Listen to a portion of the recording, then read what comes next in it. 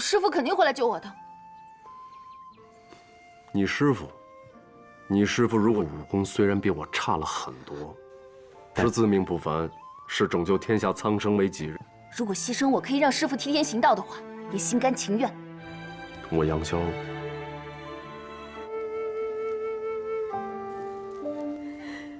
难保清白，他岂会偷生呢？Yufu takut Zhang Zhou akan melakukan sesuatu, tapi ia malah membebaskan totokannya. Kemudian datang seorang anak kecil. Zhang Zhou ingin Yufu merawat anak itu. Ia memberitahu jika 1 bulan ke depan akan ada seorang nenek yang akan menjemputnya. Dan setelah itu Yufu diberi kesempatan untuk pergi. Saat Yufu akan memandikan anak itu, terlihat banyak luka di tubuhnya. Tak lama kemudian Zhang Zhou datang dengan membawa pakaian baru. Di sini Yufu salah paham dan mengatakan kenapa ia bisa begitu kejam. Lalu Zhang Zhou mengatakan jika anak itu adalah anggota dari sekte Ming, yang mana orang tuanya telah meninggal saat ditugaskan Zhang Zhou memata-matai klan lain. Keesokan harinya, Yufu mendekati Zhang Zhou yang sedang bermain musik. Di sini ia mengatakan telah memasak dan mengajaknya untuk makan bersama. Zhang Zhou pun menikmati masakan yang dibuat oleh Yufu. Kemudian di sini ia menawarkan secangkir anggur. Namun hal itu ditolak oleh Yufu karena ia tak bisa meminum anggur. Akhirnya Zhang Zhou pun meminum anggur itu sendirian. Setelah selesai makan, mereka mengajak si anak kecil untuk bermain di pinggir sungai. Setelah puas bermain, mereka kembali ke rumah untuk makan siang. Tapi saat makan siang di sini, Zhang Zhou ingin mengajak Yufu untuk menjadi istrinya. Lalu terjadi ledakan dan mereka pun segera pergi meninggalkan rumah itu.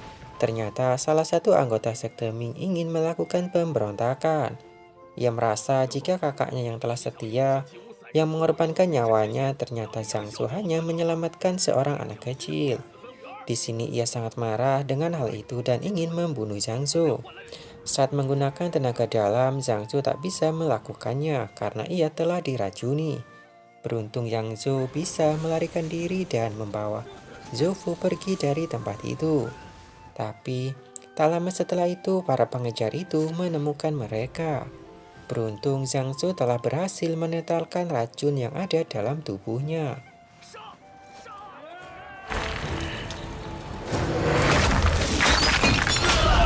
Zhang Zhou pun berhasil mengalahkan mereka. Karena mereka semua sangat setia terhadap sekte Ming, Zhang Zhou mengampuni kesalahan mereka kali ini. Kemudian ia memberitahu jika anak kecil yang ada di hadapannya adalah anak dari kakaknya. Mengetahui hal itu, ia sangat menyesali perbuatannya. Setelah itu, mereka kembali ke rumah. Sesampainya di rumah, Zhang Zhou mencoba untuk menghibur anak itu. Zhou Fu yang melihat hal itu, pintu hatinya pun terketuk dengan kebaikan Zhang Zhou. Di malam hari, ia ingin menemui Zhang Zhou. Tapi Zhou Fu terkejut saat masuk, ia melihat Zhang Fu dalam kondisi terluka. Di sini ia pun mencoba untuk menolongnya. Kemudian Zhou Fu mengambil sebuah pedang, ia ingin membunuh Zhang Zhou. Zhang Zhou pasrah akan hal itu dan Yufu pun tak jadi melakukannya. Keesokan harinya, nenek dari anak kecil itu menjemputnya. Setelah selesai mengantarnya, Yufu pun menemui Zhang Zhou dan mengatakan kalau ia ingin pergi meninggalkannya untuk kembali ke sekte Emei. Di sini juga Zhang Zhou memberitahu kenapa alasan guru sekte Emei begitu membencinya. Dulu ia mengalahkan kakak seperguruannya yang meminjam pedang langit darinya dan setelah kejadian itu pedang itu menghilang. Tapi ia tak membunuh orang itu. Di sini Zhou Fu ingin Zhang Zhou menjelaskannya kepada gurunya. Namun Zhang Zhou tidak ingin melakukan hal itu. Di malam hari Zhou Fu mulai mengemasi barangnya untuk pergi. Tapi saat ia melangkah keluar, Zhang Zhou telah mencegatnya di luar. Ia melarang Zhou Fu untuk kembali ke sekte Emei. Ia khawatir jika Zhou Fu pulang sendirian dan tanpa luka, gurunya akan curiga dan akan membunuhnya. Lalu ia ingin agar Zhou Fu ikut dengannya ke sekte Ming untuk menjadi istrinya. Tapi Zhou Fu mengatakan telah bertunangan dengan pendekar ke-6 dari Wudang. Namun Zhang Zhou yang telah mencintai Zufu, ia berusaha meyakinkannya. Meski begitu, Yufu yang sebenarnya mencintai Zhangsu, ia tak bisa menerimanya begitu saja. Lalu ia mengancam akan bunuh diri dan Zhangsu menyelamatkannya. Hal itu membuat tangan Zhangsu terluka. Akhirnya Zufu tak lagi mampu menyembunyikan rasa cintanya kepada Zhangsu. Keesokan harinya, Zufu tetap ingin pergi meninggalkan Zhangsu. Sebelum pergi, Zhangsu memberikannya lencana Sekte Ming. Ia mengatakan jika butuh bantuan bisa menemuinya di Gunung Sekte Ming. Dengan berat hati, Zufu meninggalkan Zhangsu dan membawa pedang langit yang diberikan oleh Zhangsu. Ia kemudian mengembalikan pedang itu ke Sekte Imai. Setelah mengembalikan pedang itu, Zufu menghilang. Gurunya yang melihat pedang langit tertancap di halaman sekte, ia merasa senang karena pedang itu telah kembali ke tangannya. Sementara itu, Wuji telah tumbuh menjadi seorang anak yang begitu tangguh. Di sini, ia sangat senang dengan kehidupannya bersama ayah angkat dan juga kedua orang tuanya. Suatu hari, Singa Emas terlihat kesal karena sudah lama ia tak bisa menemukan rahasia yang ada di Golok Naga yang dikatakan oleh Biksu Kongjian. Di malam hari, Singa Emas mulai menceritakan kejadian waktu keluarganya dibunuh oleh gurunya.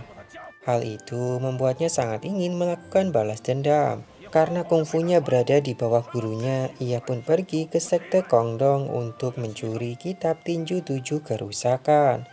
Yang mana akibat berlatih jurus itu, di sini Singa Emas sering kehilangan akal sehatnya dan menjadi tak terkendali. Setelah menguasai kungfu tinju 7 kerusakan, Singa Emas banyak melakukan kerusakan dan meninggalkan nama di setiap melakukan pembunuhan, yaitu nama gurunya Sip Tangan Petir atau Cheng Kun. Hal itu ia lakukan agar gurunya keluar dan ia bisa melakukan balas dendam.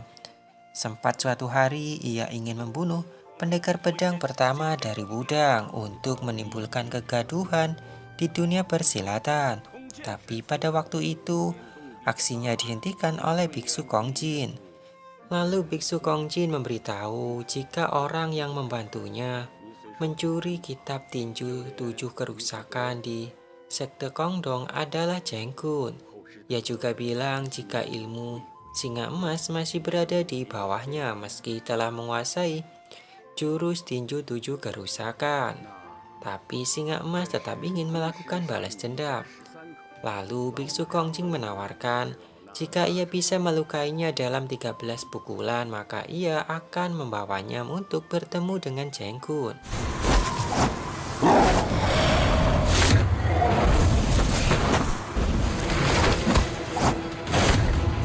Meski telah mengeluarkan semua kemampuannya, Singa Emas tak berhasil melukai Biksu Kongjian. Lalu ia ingin melakukan bunuh diri. Tapi hal itu dihentikan oleh Biksu Kongjian. Kemudian ia menyerangnya dan berhasil melukainya. Ia pun menagih janji agar Biksu Kongjian menemukan dia dengan Cheng Kun. Tapi Biksu Kongjian mengatakan jika Cheng Kun telah menipunya. Kemudian Singa Emas berjanji tidak akan membunuh orang lain dan berusaha mencari Cheng Kun dengan kekuatannya sendiri. Tapi Biksu Kongjin mengatakan jika ia bukan lawannya, kecuali berhasil membuka rahasia yang ada di Golok Naga. Tapi kenyataannya setelah tinggal 10 tahun di Pulau Es dan Api, ia tak berhasil menemukan rahasia yang ada di Golok Naga. Hal itu membuatnya khawatir tak bisa melakukan balas dendam. Keesokan harinya, Singa Emas mulai mengamati pergerakan arah angin. Ia memprediksi jika beberapa bulan ke depan akan ada angin yang bertiup ke selatan sehingga mereka bisa berlayar dengan membuat rakit untuk kembali ke dataran tengah. Sebelum kembali ke dataran tengah, Wuji diajari ilmu kungfu oleh Singa Emas. Ia ingin Wuji menyerap semua kungfu yang ia miliki. Di malam hari, Yin khawatir dengan sikap Singa Emas yang mengajari Wuji begitu ketat. Tapi Yang Changsan mencoba untuk menenangkannya dan mengatakan jika singa emas ingin Wuji bisa menyerap semua kungfunya. Lalu singa emas masuk ke dalam dan memberitahu jika besok kita bisa kembali ke dataran tengah karena angin telah berhembus ke arah selatan. Hal itu membuat mereka bahagia. Keesokan harinya mereka telah bersiap untuk menaiki rakit. Di sini, singa emas ternyata tak ingin ikut bersama mereka kembali ke dataran tengah. Karena ia dalam kondisi buta dan memiliki banyak musuh di dataran tengah, ia khawatir akan merepotkan Yang Changsan dan juga Yin. Wuji pun berlari memeluk singa emas. Ia sangat sayang terhadap ayah angkatnya. Sebelum pergi, mereka semua memberi hormat terakhir kepada singa emas. Lalu naik rakit untuk mulai mengarungi lautan. Sepanjang perjalanan, Wuji terus melatih ilmu kungfunya. Kemudian di sini Wuji mulai menyadari jika mereka bisa mengunjungi singa emas kembali karena akan ada setengah tahun lagi angin bertiup ke utara. Mendengar hal itu, mereka sangat bahagia akan kepintaran yang dimiliki oleh Wuji. Lalu mereka menemukan sebuah kapal yang sedang berlayar dan di sana tengah terjadi pertempuran. Ternyata kapal itu milik sekte Elang Langit.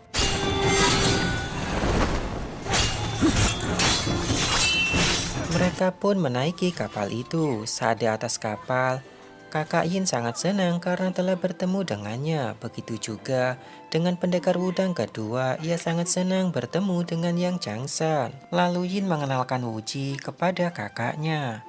Setelah itu, Yang Changsan mengenalkan Yin dan Wuji kepada kakak keduanya. Ia memberitahu jika telah menikah. Dengan adanya hubungan itu, maka sekte Elang Langit dan sekte Wudang telah menjalin kekerabatan. Tapi sekte Kunlun masih ingin tetap melakukan balas dendam. Yang mana 10 tahun lalu, Yu Su Yin melakukan pembunuhan terhadap muridnya. Tapi Yang Changsen mengatakan jika hal itu dilakukan oleh singa emas. Kemudian ia bertanya di mana singa emas tersebut. Yin mengatakan singa emas telah meninggal 9 tahun yang lalu. Yang Changsen juga membenarkan hal itu. Tapi Wuji yang masih polos, ia mengatakan jika ayah angkatnya masih hidup. Sehingga Yin menamparnya. Kemudian He Huazi bertanya kepada Wuji tentang keberadaan singa emas. Tapi Wuji tak memberitahu keberadaannya. Sehingga sempat terjadi ketegangan di kapal tersebut. Kemudian pendekar kedua Wudang mencoba untuk menengahi perselisihan kali ini. Ia mengatakan 3 bulan lagi akan melakukan pertemuan para pendekar di Wudang untuk membahas hal itu. Setelah itu Yin masuk dan mengatakan jika ia terpaksa menampar Wuji. Di sini Wuji yang masih polos, ia tak tahu jika itu semua dilakukan Yin untuk melindungi ayah angkatnya. Ia juga ingin agar Wuji berjanji tak memberitahu orang lain tentang keberadaan singa emas. Lalu kakak kedua menanyakan kepada Yin siapa yang telah melukai Dayan waktu itu. Yin pun mengatakan tak tahu dan hanya ada bekas luka jari emas milik kuil Shaolin. Di sini Yang Changsan juga membenarkan hal itu. Karena ia telah menikah 10 tahun dengan Yin, jika Yin tahu pasti akan memberitahu dirinya. Kemudian Yin tak ingin melibatkan sekte Wudang dalam masalah ini. Jika kuil Shaolin ingin balas dendam, maka mereka bisa datang ke sekte Elang Langit. Tapi karena telah menikah dengan Yang Changsan, maka Wudang tak bisa tinggal diam dan akan membantu Yin menyelesaikan masalah tersebut. Lalu Yin pergi keluar untuk menemui Wuji. Saat berada di luar, Yin tak bertemu dengan Wuji dan kakaknya memberitahu jika Wuji telah dibawa masuk ke dalam kapal. Kakaknya ingin Yin kembali ke sekte Elang Langit, tapi Yin menolak dan tetap akan mengikuti Yang Changsan pergi ke Wudang. Di sini kakaknya khawatir tentang kejadian 10 tahun yang lalu saat Yin melukai Dayan. Ia khawatir bagaimana Yin akan menjelaskan kejadian itu saat bertemu dengan Dayan di sekte Wudang nanti.